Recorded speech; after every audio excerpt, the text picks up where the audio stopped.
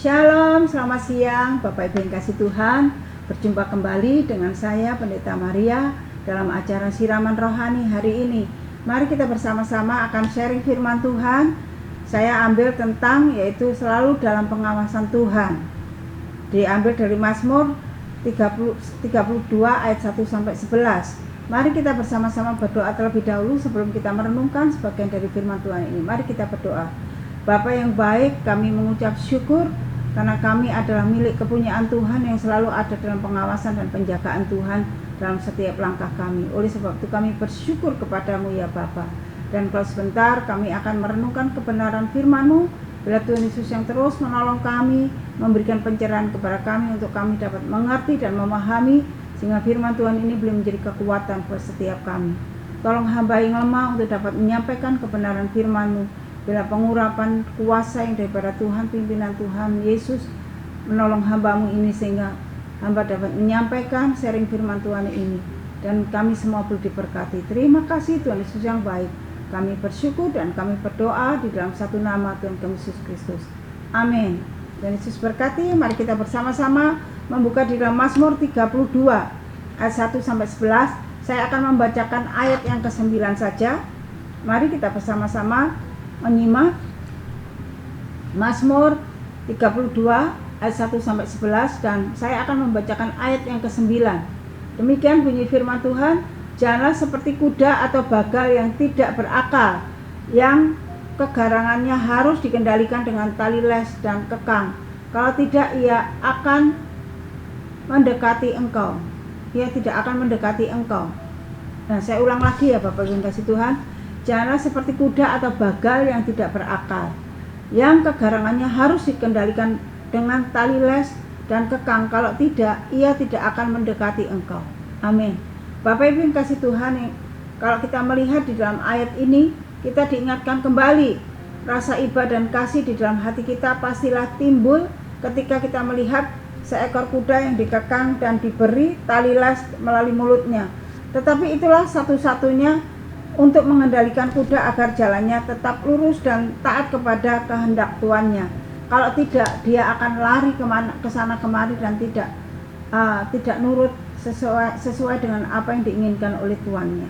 Nah, Bapak Ibu yang kasih Tuhan, demikian juga dengan kita sebagai anak Tuhan. Tuhan akan memimpin dan menunjukkan jalan yang lurus yang harus kita tempuh dalam hidup kita. Mata Tuhan terus dan selalu mengawasi kita, apakah jalan yang kita tempuh seturut dengan kehendaknya, selalu taat dalam sepanjang jalan hidup kita, atau kita justru berjalan mengikuti keinginan hawa nafsu kita. Nah, firman Tuhan hari ini mengingatkan saya dan Bapak Ibu sekalian untuk kita hidup di dalam takut akan Tuhan, tetap dalam kendali Tuhan, sesuai dengan apa yang Tuhan kehendaki dalam setiap kehidupan kita. Karena itu melalui Roh Kudusnya Tuhan akan selalu berbicara dengan lembut, penuh kasih untuk menasihati dan menegur dan mengingatkan kita ketika jalan kita mulai melenceng. Ketika kita hidup kita jalannya tidak sesuai dengan Tuhan, kita hidup keluar dari jalurnya Tuhan, maka Roh Kudus itulah yang akan mengingatkan kita, berbicara dengan lembut dan menegur kita supaya kita hidup sesuai dengan jalurnya Tuhan. Nah, dalam hal ini Bapak Ibu yang kasih Tuhan, dibutuhkan kepekaan terhadap getaran Roh Kudus dan tak perlu kita diperlakukan seperti kuda atau bagal. Jadi tidak perlu kita dikekang-kekang oleh Tuhan dan harus diingatkan dengan begitu kerasnya. Kalau kita mempunyai kepekaan dengan suara Roh Kudus, dengan apa yang dilakukan oleh Roh Kudus dalam hidup kita, maka Bapak Ibu yang kasih Tuhan, kita akan mengikuti alurnya Tuhan, jalannya Tuhan, keinginannya Tuhan, sehingga hidup kita tidak harus dikendalikan dengan keras seperti kuda atau bagal tadi. Nah, yang liar ini Bapak Ibu kasih Tuhan. Tetapi sepanjang perjalanan hidup kita, seringkali kita berlaku seperti kuda dan terkadang bersifat garang dan liar, suka memberontak dan ingin melepaskan diri dari pimpinan Tuhan. Padahal Bapak Ibu yang kasih Tuhan, ketika kita lepas dari pimpinan Tuhan, hidup kita bukannya baik tetapi semakin rusak dan semakin kacau. Nah, Tuhan tidak mau kita hidup seperti itu. Makanya Roh Kudus selalu mengasihi kita, selalu mengingatkan kita. Dan kekang itu sangat bagus untuk mengekang kita untuk mengendalikan kita supaya kita tidak liar, Bapak Ibu yang kasih Tuhan. Nah, saat kita sadar bahwa Roh Kudus yang terus memimpin kita, menolong kita, dan hidup kita tidak menjadi liar, maka kita akan hidup menurut keinginan Tuhan. Nah, Bapak Ibu yang kasih Tuhan, saat Tuhan berlaku keras kepada kita agar kita tidak semakin terjerumus di jalan yang sesat, maka di dalam Mazmur 32 ayat 8 mengatakan demikian, aku hendak mengajar dan menunjukkan kepadamu jalan yang harus kau tempuh.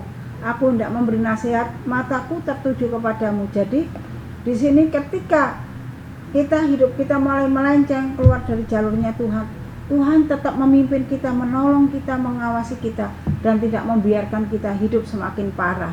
Makanya pemazmur mengingatkan saya dan Bapak Ibu kasih Tuhan di dalam Mazmur 32 ayat 8 ini, aku hendak mengajar dan menunjukkan kepadamu jalan yang harus kau tempuh. Aku hendak memberi nasihat, mataku tertuju kepadamu.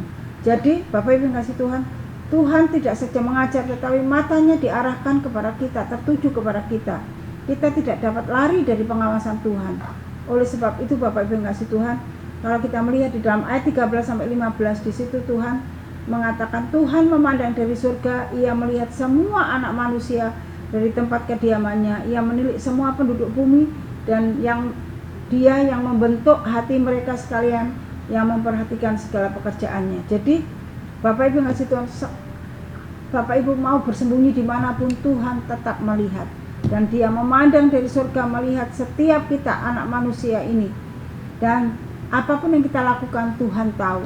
Kita bersembunyi kayak apapun, kita menyembunyikan apapun kehidupan kita, rahasia kita di hadapan manusia tidak tahu, tetapi di hadapan Tuhan tahu semua. Oleh sebab itu Bapak Ibu kasih Tuhan, Tuhan rindu kita tetap hidup seturut dengan keinginan dan jalannya Tuhan.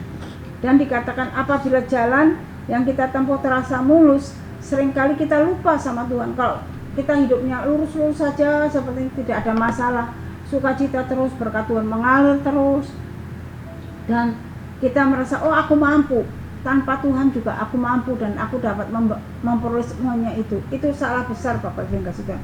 Karena hidup manusia ketika dipimpin oleh Tuhan, ketika di dalam pengawasan Tuhan, dalam kendali Tuhan, hidupnya itu akan baik-baik saja. Kenapa? Walaupun Tuhan izinkan kita melewati lembah kekelaman, tetapi kita tetap dalam posisi yang baik-baik saja.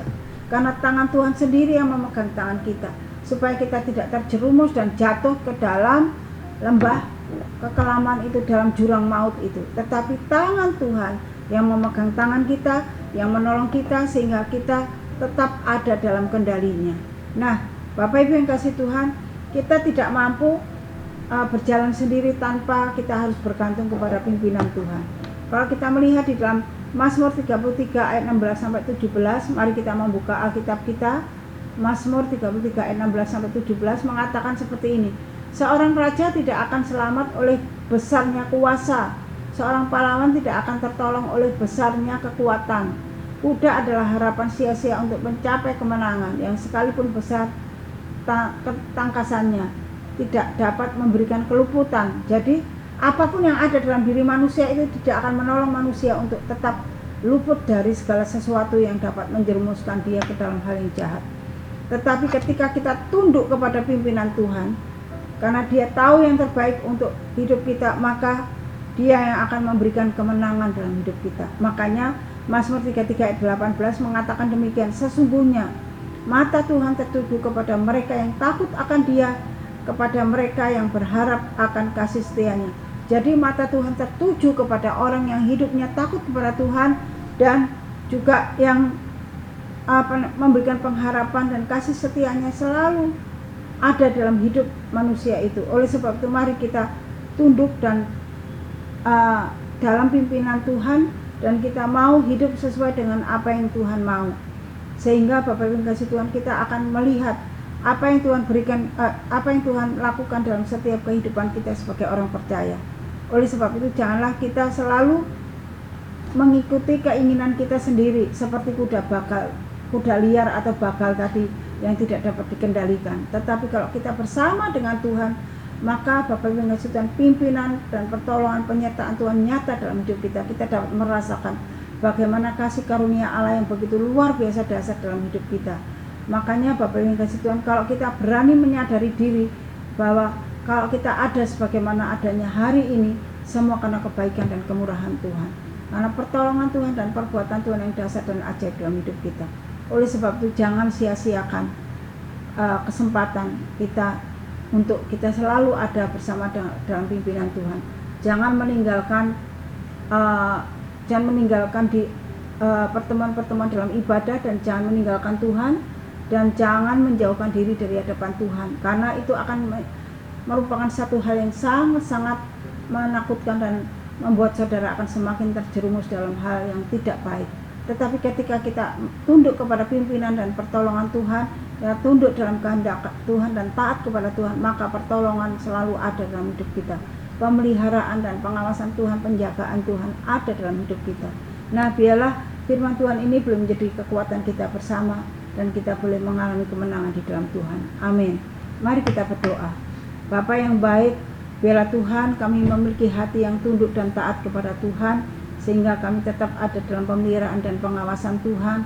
Kami tidak mau Tuhan jauh daripada Tuhan dan meninggalkan pertemuan-pertemuan ibadah, atau kami meninggalkan Tuhan oleh karena kesenangan dan keinginan secara kedagingan kami. Tetapi bila Roh Kudus yang terus pimpin dan tolong kami, supaya kami dapat hidup sesuai dan seturut dengan kehendak Tuhan dan keinginan Tuhan, sehingga nama Tuhan saja boleh dipermuliakan. Terima kasih Tuhan, Kau berkati setiap kami yang mendengarkan firman Tuhan ini, sehingga kami boleh menjadi anak-anak Tuhan yang menang di dalam Tuhan, dan kami tidak jatuh di dalam berbagai masalah. Terima kasih Bapa, Engkau berkati setiap kami. Terpujilah Engkau Bapa, kami mempertaruhkan firman-Mu ini ke dalam tangan kuasa-Mu, dan kami mempertaruhkan hidup kami ke dalam tangan kuasa-Mu. Dalam nama Yesus kami bersyukur dan kami berdoa. Amin. Tuhan Yesus memberkati. Sampai ketemu kembali.